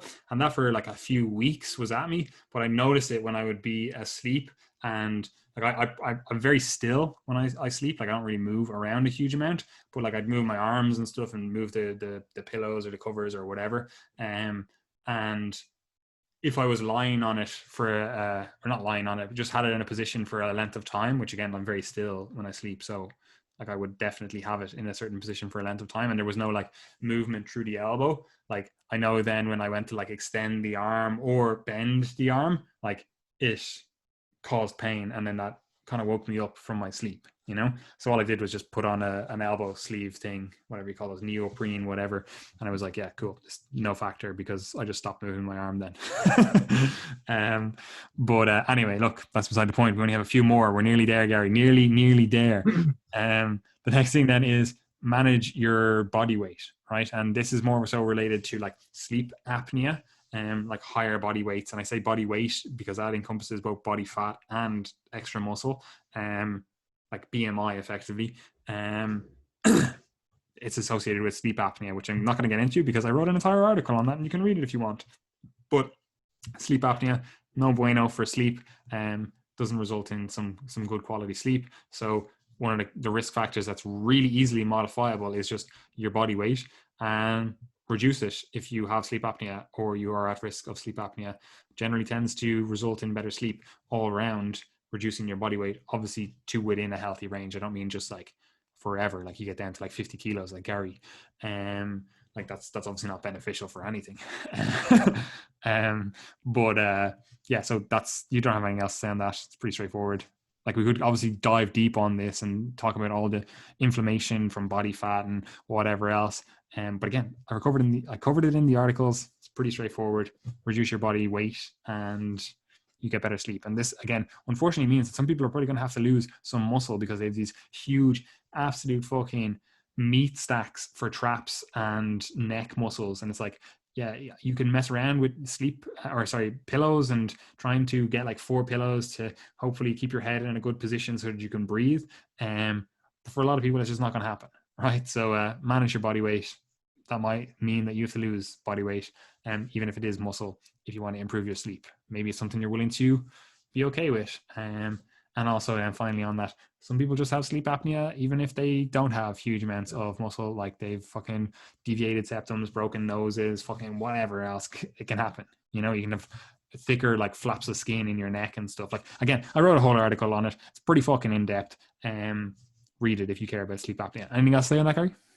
Yeah, the only thing I would say is that sometimes the difficulty with weight management and all the metabolic consequences that come from that can be secondary to the sleep apnea as well. And what you do tend to see is that when people do get appropriate intervention, like with a CPAP, for example, for sleep apnea, that you get fairly like impressive improvements in metabolic health just from improving the sleep. So it's not like the weight loss is the only option here. Like you can get this appropriately treated and have very beneficial outcomes from that. There is I think the Stop Bang questionnaire is a validated questionnaire that allows you to kind of assess your risk of sleep apnea, whether or not it's something you should be screened for, and that's, you know, worth taking a look at. And it just so happens to be in the article that is linked. Yeah, there's also some other questionnaires and stuff that you can get, like sleep quality and whatever else. And like Gary said, this stuff is generally bi-directional because, as I said, sleep has its tentacles in every fucking thing, but also it's affected by every fucking thing apparently. So like, yeah. The next thing then is optimize your diet in general, which we've talked about ad nauseum, so we're not going to go into here, but specifically before bed. And as Gary said, like this is a very individual thing. Like some people will like more carbs in the evening. They find that makes them sleep better. And again, we can get into mechanistic stuff about why that occurs. Did so in the article if you want to read that. But maybe that's something you want to try. Maybe that's not something you want to try. Maybe having food before bed is not as beneficial for you as it is for other people. Like I can literally eat a fucking 20,000 calorie feast and go to sleep and literally notice no deviations in my sleep. My heart rate still goes down to like 45. I'm not as fit as Gary. But you know, like it doesn't affect me, right? But again, other people like Gary, he could have a cracker and his sleep would be disrupted. And obviously there's other things like alcohol and stuff that have related to the diet that, you know, potentially and quite logically interfere with your ability to sleep. So again, maybe cutting those things out. On top of that, like there's obviously foods that could potentially interact with sleep. And what I mean by that is, like you could eat foods that make you more tired. Like people notice that from food. They're like, I eat this and I'm real drowsy after it. And this could be mediated by like histamine, because histamine does actually play a role in sleep regulation overall. Again, it's one of those weird ones where it's like, this is not working in the brain, or potentially not working in the brain. And it's only really because histamine is degraded really quickly in the bloodstream and stuff. So it's interacting some way with the like the gut nervous system, or potentially some other things that we don't really know about. But histamine in the brain, it does result in like drowsiness. This is why you take like antihistamines and you're like fucking conked out. Or sorry, I should say histamine is associated with like wakefulness and stuff. But anyway, it's fucking beside the point. Basically, just don't eat foods that are bad for you. You know, in terms of like you react poorly to them, even if it's not related to the histamine stuff. Like if you're just sitting there or trying to go to sleep and your tummy's like gurgling all over the place and you feeling it's like cramping up and whatever else, like that's not beneficial for sleep, you know? So don't eat foods that are bad for you. Pretty straightforward. And again, as I said, we've talked about the diet fucking ad nauseum. I don't feel like talking about it here. Gary, do you have anything to add to that? No, not really. It's fairly simple. We could go in fucking in depth on this stuff, but again, there's fucking 100,000 words that people can read if they really want to. Final two things then is, first of all, reduce your use of stimulants. Like this should be fucking pretty straightforward. Like if you're taking something that it results in wakefulness and you're having a hard time sleeping, stop taking the thing that results in wakefulness. Like that should be fucking step one, right? So if you're drinking 12 cups of coffee per day and you can't sleep, get rid of 12 cups of coffee per day, or again, just minimize them, reduce them down. Like, but you're probably better off just completely eliminating them cold turkey and calling it good. And this can be something that, you know, people don't really realize how much of an impact this has on their sleep. Like they'll be taking something like caffeine, coffee, whatever, and they'll be like, oh, I wake up and I don't feel rested. And it's like, yeah, because like you haven't actually got deep sleep, or you haven't actually got like the quality sleep that you need because you're taking fucking stimulants, you know? But anyway, yeah. So again, I think it's pretty straightforward. We don't need to go too far into it. Like reduce your use of stimulants, whatever they are, whether they're fucking caffeine, whether it's fucking, I don't know, beta adrenergic fucking stimulants. I don't know, you're fucking taking clenbuterol or something. I don't fucking know. Like just reduce it if you can't sleep, you know? It's a pretty good idea. I don't think it needs further explanation. Anything on that, Gary? Can we just throw alcohol and weed in here, or do you have that? I was going to finish up with that in terms of fine. The next thing then is sleep supplements. Like there's fucking hundreds of them, and I wrote the most fucking comprehensive article that you can find online, and I know it is the most comprehensive article you can find online because I read all the other fucking articles online and they were shit. So yeah, there's sleep supplements that may or may not help.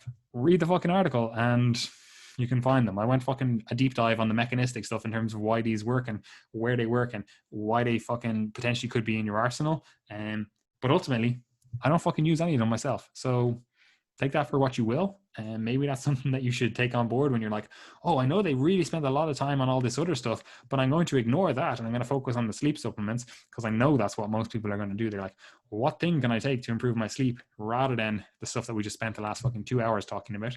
They're going to be like, oh, the supplements, let me read that article, you know, when it is in fact the least effective. Right.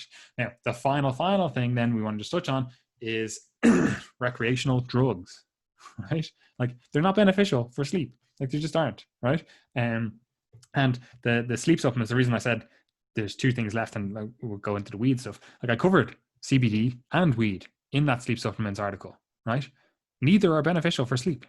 Like, I don't know where this lie or myth or fucking whatever came about, but it's just not true. Neither of them are beneficial for sleep. Now, they might reduce your sleep latency in terms of you might be able to get to sleep more quickly, right? That seems to be the case, especially for something like CBD or even weed, right? People are like, yeah, it actually reduces my sleep latency. I can get to sleep quicker, but it dramatically reduces your sleep quality. Like it's not beneficial. I mean, weed, CBD doesn't seem to do fucking jack shit for your sleep quality as far as I can see or remember.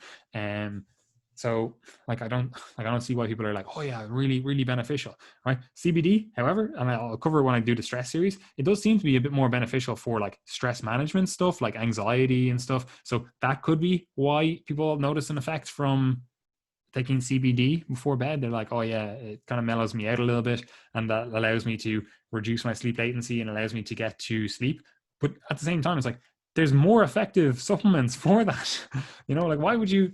If that's what we're actually trying to use, then let's use the most effective supplements for that. You know what I mean? But yeah, weed in and of itself does not seem to be beneficial for sleep. Alcohol, again, I did an article series on alcohol itself.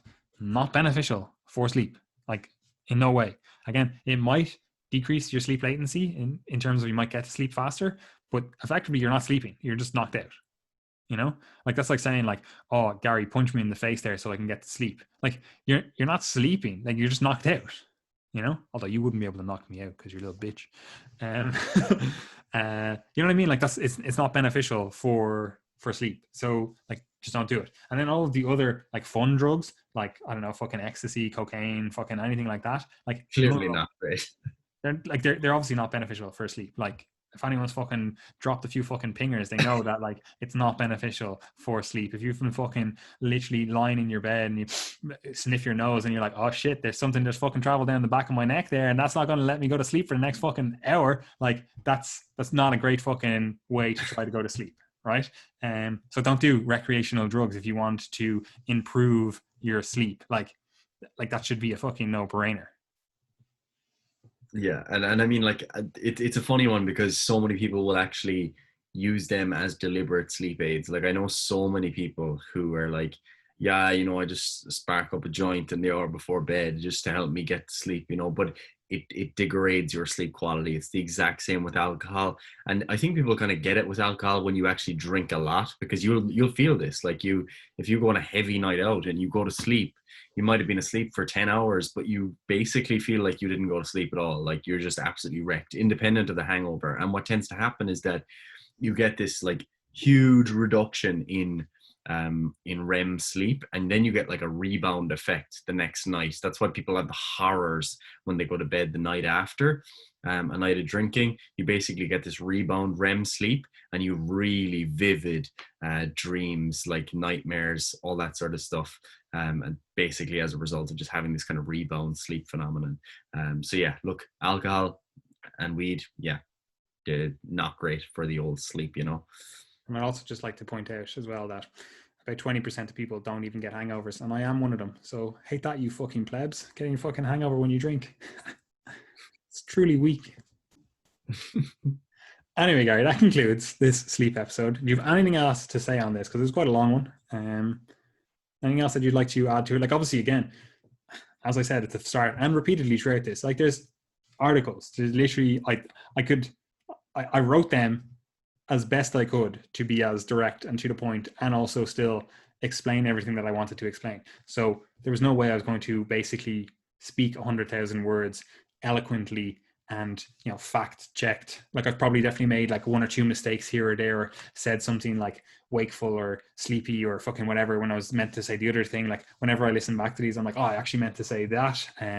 But again, like that's what you get when it's just an unscripted discussion, rather than reading our comprehensive articles where it's like, no, I've actually spent fucking 40 hours writing this 10,000 word article, and I've gone through every single word again and again and again. And even then still, you miss fucking spelling mistakes and fucking whatever else, Yeah. So like one thing I would say in summary is that when you're thinking about the whole kind of pre-bed routine thing and trying to set yourself up for sleep, like don't just think of it as like, it's just this one, it's just a series of switches. Like it's not the case that if you have one drink, that's it, sleep quality destroyed. It's more so a case of thinking about the overall big picture. Like, for example, if you are someone who likes to, smoke a joint in the evening. Smoke one weed. Huh? Smoke one weed, yeah. If you like to have one weed in the evening, then that's not necessarily a terrible thing. Like, for example, if you apart from the fact that it's illegal in our country. Well, yes, for that, of course. But like, let's just roll with it. Let's pretend all our listeners are in California. So like, let's say that's part of your routine.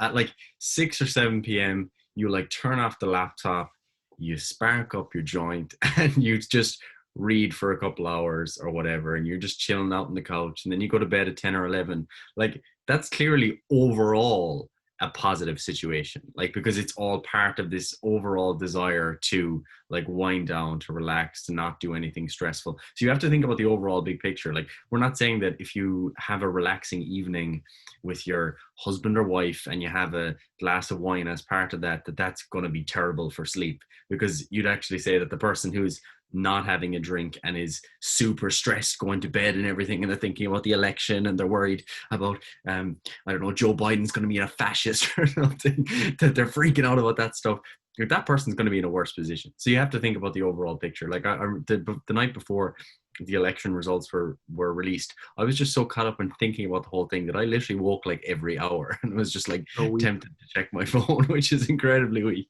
But that stuff happens to me a lot. Like, if I'm super stressed, like if I'm thinking about what I've been studying or something like that will just run through my mind, you know. So if I had been, you know, taking 4 hours to chill out, to wind down before sleep, and happen to have a glass of wine as part of that, that doesn't immediately negate all the positive efforts. So yeah, just keep it all in the big picture. So what you're saying is we're going to justify smoking DMT out of a light bulb the next time you come up, just because it's big picture. Just because of the big picture. Yeah, I got you. Cool. Fantastic. And we'll smoke crack in the mornings for some wakefulness as well. Like, it'll really get us going. Just to get us exercising. Like, it's all big picture at the end of the day. 100%.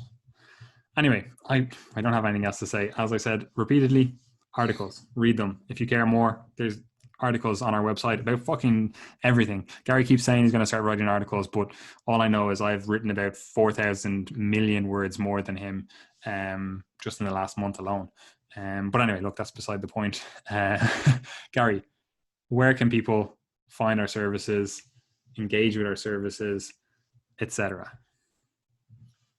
As always, guys, you can join the Coach's Corner if you're a coach and you want to learn more about the applied art and science of coaching, specifically personal training, people who are working with people one-to-one. That's our primary audience. So people working one-to-one and online primarily at the moment, obviously with lockdown. So that's our primary audience with the Coach's Corner. So you can get involved there if you'd like. If you just like to keep up with what we're doing, the content we're producing, the articles, etc., then you can join the Triage Method newsletter, or I should say, the Triage Method community, which is our free Facebook group. And then you can obviously follow along with everything else that we're doing in terms of Instagram, Facebook, Twitter, YouTube in particular would recommend. And if you are someone who's thinking about getting involved with coaching, you'd like to actually work with us towards your own goals, maybe you'd like to get a nice sleep routine in order, work in your sleep, etc., then we do have spaces available at the moment if you are interested in that. I have nothing else to say, Gary. I hope the next 4 months of election basically doesn't interrupt your sleep, because all I remember is this fucking same thing happened where they fucking said Al Gore was president. Like, I was like 8 and I still remember that.